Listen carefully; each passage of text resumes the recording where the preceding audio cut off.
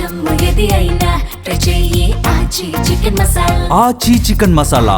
US ఇరాన్ల మధ్య మళ్లీ శాంతి చర్చలు జరుగుతున్నాయి. ఇస్లామాబాద్ వేదికగానే ఈ చర్చలు జరుగుతున్నాయి.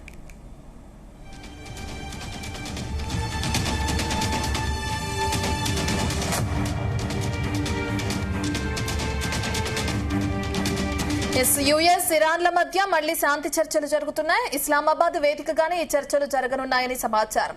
ఇరు దేశాల మధ్య కుదిరిన కాల్పుల విరమణ ఒప్పందం ఈ వారంతో ముగియనుంది.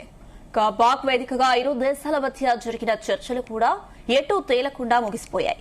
ఈ నేపథ్యంలో ఇరు దేశాలు మరోసారి చర్చకు సిద్దమైనట్లు అంతర్జాతీయ మీడియాలో కథనాలు వెలువడ్డాయి. గురువారం రెండో విడత చర్చలు జరగవచ్చని తెలుస్తోంది.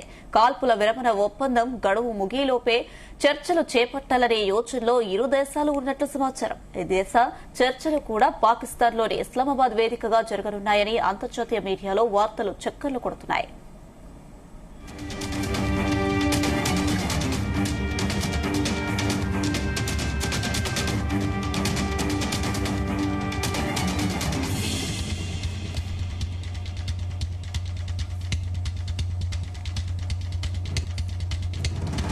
ఇదే అంశానికి సంబంధించి మరిన్ని updates chief news coordinator Radhakrishna అందిస్తారు. రాధాకృష్ణ.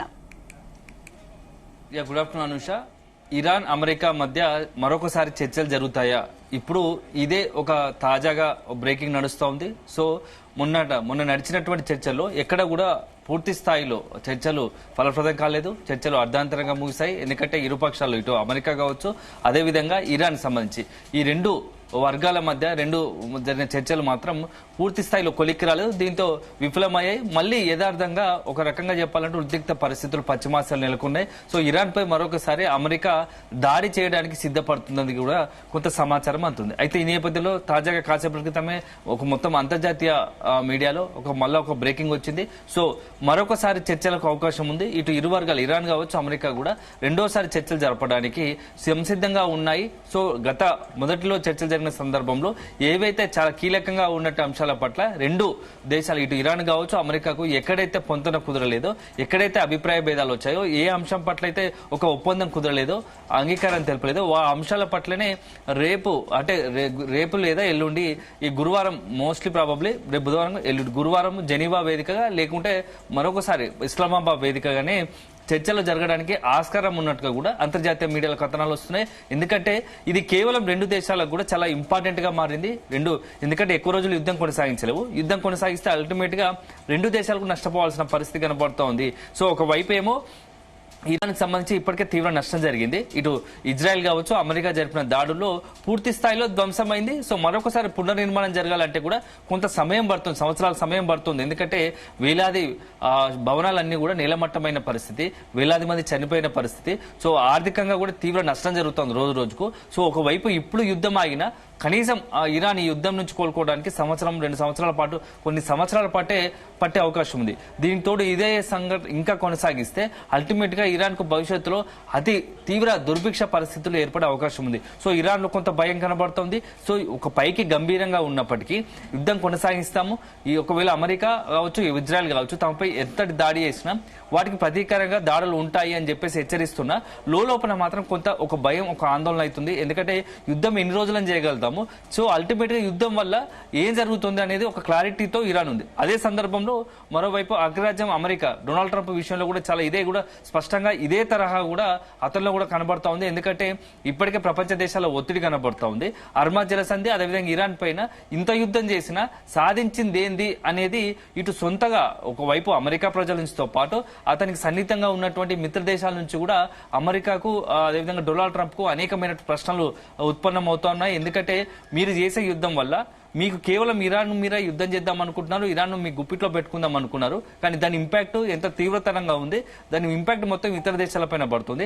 ఆ దేశాల ఆర్థిక స్థితినే సంక్షోభంలోకి నెట్టే విధంగా కనబడుతోంది. కాబట్టి మీరు ఖచ్చితంగా యుద్ధాన్ని వీళ్ళని త్వరగా ఆపాలని చెప్పేసి మిత్ర దేశాలతో పాటు ప్రపంచంలో ఇతర దేశాలు కూడా అమెరికాపై ఒత్తిడి పెంచుతున్నాయి. ఈ నేపథ్యంలో ఏదో రకంగా యుద్ధం నుంచి బయటపడడానికి అనేకమైనటువంటి మార్గాలు అన్వేషిస్తున్నారు. సో డొనాల్డ్ ట్రంప్ గత 10-15 రోజులుగా కూడా చర్చలకు ముందు నుంచి ఇప్పటి వరకు కూడా అతని స్ట్రాటజీ, అతని ఇస్తున్న స్టేట్మెంట్ ప్రకారం చూస్తే ఒక రోజేమో పూర్తి స్థాయిలో రాత్రి ఇరాన్ పూర్తిగా తుదిముట్టిస్తాము, అసలు అంతం చేస్తాము, ఇరాన్ అనేది లేకుండా చేస్తాం, భూమిపైన మొత్తం నాగరికతను అంశం చేస్తామని ప్రకటిస్తారు. అది ఇచ్చిన కొద్ది గంటలకే మరొక ప్రకటన ఇరాన్ పై చర్చలకు సిద్ధమంటారు. సో అతను ఒక కన్ఫ్యూజన్ లో, ఒక రకమైన ఒక డైలమాలో ఉన్న పరిస్థితి. ఎందుకంటే ఒత్తిడి ఆ తీవ్రంగా ఉంది.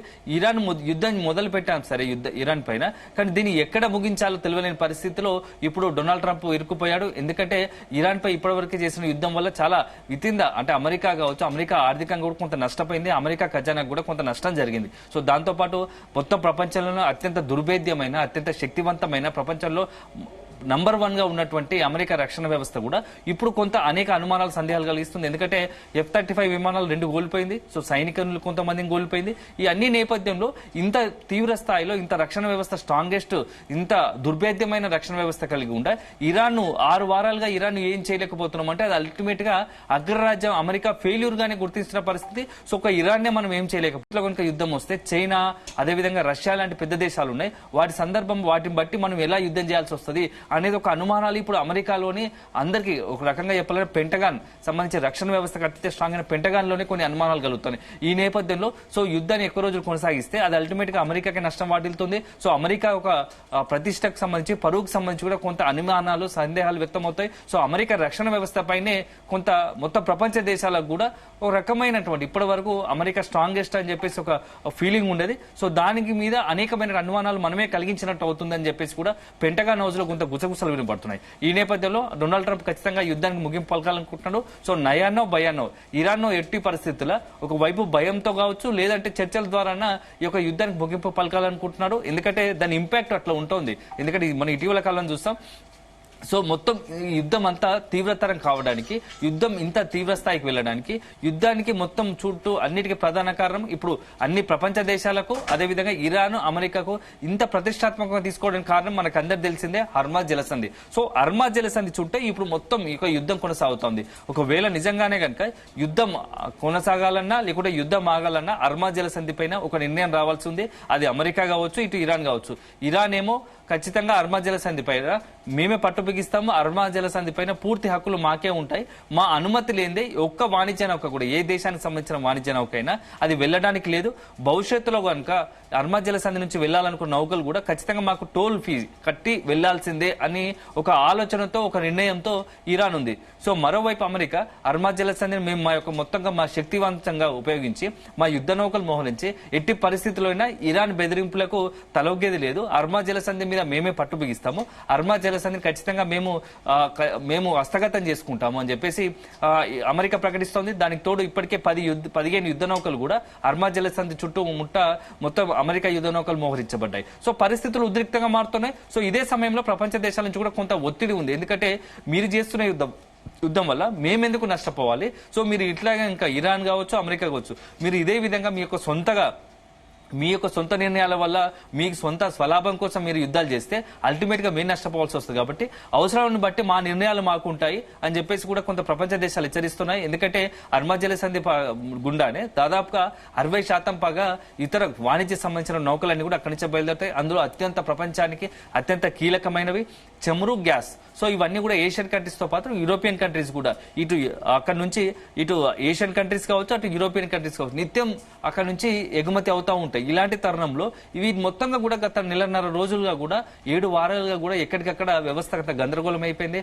ఎక్కడికక్కడ వాణిజ్య నౌకలు, ముఖ్యంగా గ్యాస్, చమురు కావచ్చు, యూరియాకు సంబంధించినటువంటి అనేకమైనటువంటి ఇట్లా కేవలం ఇవి ఎందుకంటే నిత్య జీవితంలో మనకు సాధారణంగా రెగ్యులర్ గా వినియోగిస్తుంటాం కాబట్టి గ్యాస్ కావచ్చు, పెట్రోల్, డీజిల్ కాబట్టి వాటి మీద ఎక్కువ ఇంపాక్ట్ ఉంది. కానీ ఇవే కాకుండా చాలా మటుకు రైతులకు అత్యంత కీలకమైనటువంటి యూరియా కావచ్చు, ఇతరత్ర ఏదైతే టాబ్లెట్స్ తయారీ కోసం ఉండే ముడి పదార్థాలు కావచ్చు, ఇంకా చాలా రకాలైనటువంటివి అన్ని కూడా మొత్తం కూడా అక్కడ హర్మజ్ జలసంధి దగ్గర స్ట్రక్ అయిన పరిస్థితి. ఈ నేపథ్యంలో దీనిపైన అన్ని దేశాలు కూడా కొంత ఒత్తిడి పెంచే ప్రయత్నం చేస్తున్నాయి. యుద్ధాన్ని ముగించాలి, లేని పక్షంలో మా దేశాలు చాలా ఇబ్బందికర పరిస్థితులు వస్తున్నాయి. ఇప్పటికే గత 1.5 రోజులు రోజులుగా కూడా మేము ఇబ్బందికర పరిస్థితులు ఎత్తుకుంటాము. ఒకవైపు ఏమో గ్యాస్ కొరత ఉంటుంది, మరోవైపు పెట్రోల్ డీజిల్ కొరత ఏర్పడుతుంది.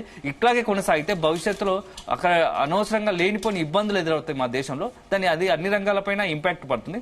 అల్టిమేట్ గా ఆ దేశ ఆర్థిక పరిస్థితి కూడా తలకిందులే అవకాశం ఉంటుంది. కాబట్టి సో ఏ దేశమైనా తమ ఆర్థిక స్థితిని, ఆర్థిక పరిస్థితిని గందరగోళాన్ని కావచ్చు, సంక్షోభంలో నెట్టుకోవాలని చూడదు. కాబట్టి సో ఒకవైపు ఈ యుద్ధాన్ని ఆపడానికి అన్ని రకాలుగా ప్రయత్నాలు చేస్తున్నాయి. ఏ దేశం ఆ దేశానికి కూడా ఒత్తిడి పెంచడానికి ప్రయత్నాలు చేస్తున్నాయి. ఈ నేపథ్యంలోనే అమెరికా పైన భారత్ తో పాటు అనేక దేశాలు కూడా యుద్ధాన్ని ఆపాలని చెప్పేసి కొంత ఒత్తిడి పెంచే దిశగా ప్రయత్నాలు చేస్తున్నాయని తెలుస్తుంది. ఈ నేపథ్యంలోనే ఇప్పుడు తాజాగా కూడా త్వరగా మరొకసారి చర్చలకు అమెరికా సిద్ధపడుతున్నట్టు తెలుస్తోంది. ఇటు ఇరాన్ కూడా సిద్ధపడుతున్నట్టు తెలుస్తోంది. సో మొత్తంగా కూడా మొన్నటి హర్మజ్ జలసంధి, అదేవిధంగా అణ్వాయుధాల వాడకం, ఈ రెండు అంశాల దగ్గరనే పేచి ఉండడంతో చర్చలు ముందుకు వెళ్లేదు. ఇప్పుడు హర్మజ్ జలసంధి, ఒక అణ్వాయుధాల వాడకం, ఈ రెండు అంశాలను ఆధారంగా చేసుకుని గురువారం రోజు పాకిస్తాన్ లోని ఇస్లామాబాద్ లేకుంటే జెనీవాను, ఈ యొక్క రెండు చోట్లలో ఏదో ఒక చోట చర్చలు జరగబోతున్నాయి. సో దీనికి సంబంధించి ఇప్పటికే పార్లమెంట్, ఇరాన్ పార్లమెంట్ స్పీకర్ కి సంబంధించి మొహమ్మద్ ఖలీబాఫా కూడా దీనికి ఒక క్లారిటీ ఇచ్చారు. సో త్వరలోనే మేము కూడా, అంటే మొన్నట అమెరికా తీసుకున్నట్టు కొన్ని నిర్ణయాల వల్ల చర్చలు ఫలప్రదం కాలేదు, కానీ ఇప్పుడు ఖచ్చితంగా రెండోసారి చర్చలకు వెళ్తాం. అమెరికా కనుక కొంత బెట్టు వీడితే యుద్ధం అవుతుంది, లేదంటే అల్టిమేట్ గా మా ఆలోచనలు మాకున్నాయి, యుద్ధాన్ని ఎలా కొనసాగించాలో మాకు వ్యూహాలు మాకున్నాయని చెప్పేసి కూడా స్పష్టం చేసిన పరిస్థితి కనబడుతుంది. ఈ నేపథ్యంలో ఇప్పుడు యుద్ధం ఆగుతుందా లేదా, మరొక 2 రోజులు వెయిట్ చేయాలి. గురువారం వరకు, గురువారం జరిగే చర్చల్లో నిజంగానే గురువారం చర్చలు జరుగుతాయా, గురువారం చర్చల వరకు, ఎందుకంటే కాల్పుల విరమణ ఒప్పందం 2 వారాలు ఉంది కాబట్టి అప్పటి వరకు వీలంత వరకు చర్చల ద్వారానే సమస్యను పరిష్కరించుకోవాలని ఇటు ఇరాన్ కావచ్చు, అమెరికా ప్రయత్నం చేస్తున్నారు.